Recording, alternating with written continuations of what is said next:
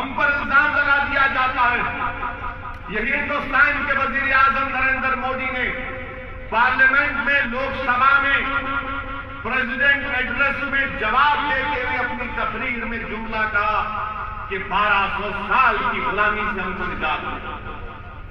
हम पूछना चाहते हैं मिस्टर प्राइम मिनिस्टर, ये जुमला आपने न्यूयॉर्क के मेडिसन स्क्वायर गार्डन की तकरीर में भी इस्तेमाल किया कि 1200 साल की गुलामी। अंग्रेजों की 150 साल की गुलामी तो आप और हम जानते हैं, मगर क्या इस मुल्क में 650 साल मुसलमानों की हुकूमत आरएसएस और बीजेपी के लिए गुलामी थी? क्या हमने गलती की ताजमहल बनाकर, लाल किला बनाकर?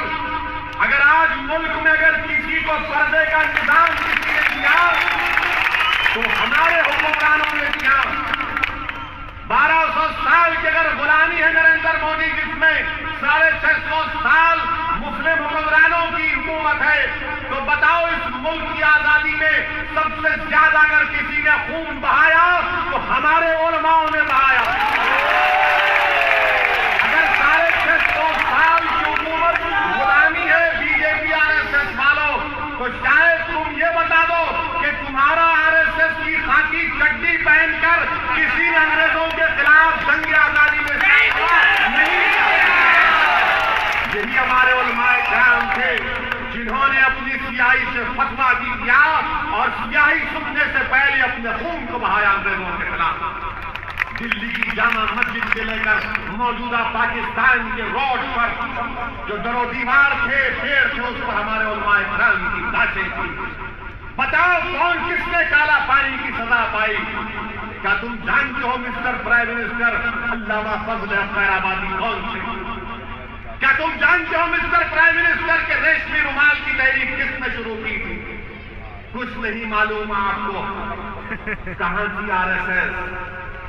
गुरु गोलवालकर कहां थे? हेगडेवर कहां थे?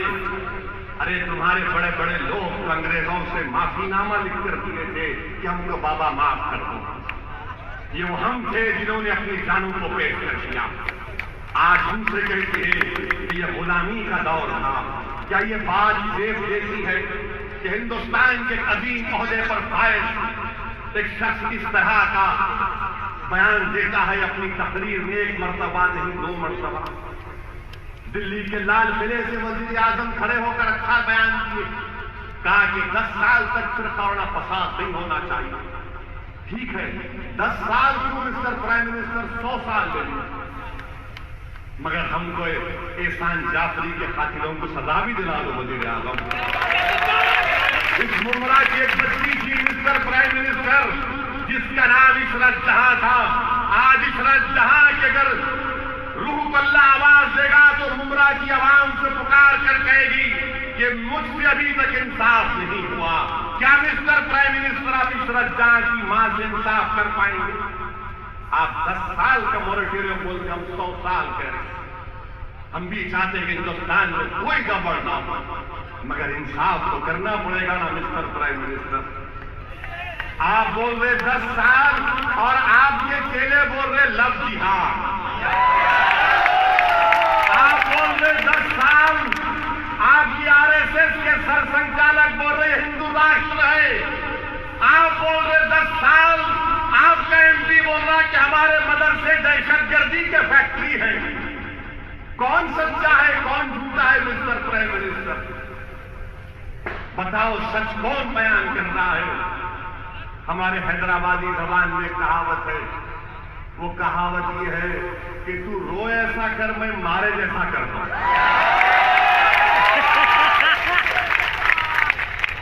मैं चैलेंज कर रहा हूं हिंदुस्तान के वजीर आजम को। जनवरी में मिलादुन नबी का जुलूस निकलता मुमरा से, क्या लाइव टेलीकास्ट करेगा दूरदर्शन? हमारे मसाजिद में हमारे उलमाए किराम का बसीरत अफरोज पैगाम दिया जाता है, तोड़ने के लिए नहीं, इंसानियत को अमन पैदा करने के लिए दिया जाता है। क्या तुम हमारे मस्जिदों में हमारे उलमाओं के बसीरत अफरोज पैगाम को लाइव टेलीकास्ट करोगे? जब आरएसएस का कर सकते हैं तो फिर तुमको ये भी करना पड़ेगा। ये नाइंसाफी हम बर्दाश्त नहीं कर सकते। दूरदर्शन है, किसी के बाप की जागीर नहीं है। 60 साल से ये तमाम सेकुलर पार्टियों को, शिवसेना को, बीजेपी को खव्वालों की खव्वाली सुनने की आदत पड़ गई, चमचों की चमचागिरी सुनने की आदत पड़ गई, मुनाफिकों की मुनाफिकत सुनने की आदत पड़ गई। मैं तुमसे कह रहा हूं कि ये मुनाफिकत, ये खव्वालियों का प्रोग्राम, ये हमसे नहीं हो सकता। हमको मर्द मुजाहिद बनना है और अपने हक के लिए आगे बढ़कर लड़ना है। अब हम खामोश नहीं बैठ सकते। पार्लियामेंट्री डेमोक्रेसी में मुझे अख्तियार है कि मैं अपनी बात कलाम के सामने रखूं। अगर मैं भड़काऊ भाषण देता हूं तो 295 आईपीसी है, 153 है, उसमें बुक करो मुझे आप। मगर मेरा सवाल एक ही है कि जिन्होंने हमको कुत्ते का बच्चा कहा, उनको आप गिरफ्तार नहीं करते। यही परवीन तोगाड़िया महाराष्ट्र के 5 जिलों में 6 मुकदमे उसके ऊपर है, मगर कभी उसको गिरफ्तार नहीं किया गया, कभी उसको गिरफ्तार नहीं किया गया। ये कौन सा इंसाफ है मेरे दोस्तों? मैं तुमको अक्लमंद बनाने के लिए नहीं आया हूं।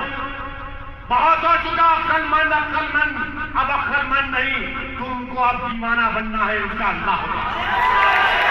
कई मरतबा पुलिस खच्चर को आगे करे, मैं बोला भाई परमिशन अभी दिए नहीं, आप नोटिस दे रहे। बोले सर ले लो ना। अच्छा, मैं बोला क्या है नोटिस में? तो बोले नहीं, अभी शबे कदर है, फिर गणपति है, उसके बाद रमजान है, आप बाद में आए। अरे मैं बोला बात ये तो आप मेरा पूरी फुल बुकिंग कर दिया, एडवांस बुकिंग कर दिया कि मैं 3 महीने तक ही ना हूं। बोले क्या करना सर? मत आओ, अभी ये है, अभी वो है। क्या ये बात अच्छी है कि आप मुझे रोक देंगे, मुझे नोटिस देंगे? क्या आप कल प्राइम मिनिस्टर बंबई को आए थे, उनको नोटिस दिए? क्या कांग्रेस के पृथ्वीराज को नोटिस दिए? क्या अजीत पवार को नोटिस दिए? क्या आरएसएस पाटिल को नोटिस दिए? किसको नोटिस दिए? मेरे को क्यों दिए? तो किसी ने उठकर कहा मजमे से, तुम एक ही तो मर्द होना। मैं बोला ये भी अभी मालूम हुआ, इसका भी इंतजाम अभी हुआ। तो अब मालूम हुआ कि अशरफ मुलानी को क्यों मारा गया, क्योंकि बच्चा मर्द है, ये बच्चा नहीं। ये क्या है बताइए आप? ये क्या है बताइए आप? ज्यादा से ज्यादा ये मेरा क्या कर लेंगे भाई? नहीं बताइए क्या कर लेंगे? अरे हम तो फकीर आदमी हैं, झोला लेके चल पड़ेंगे जी।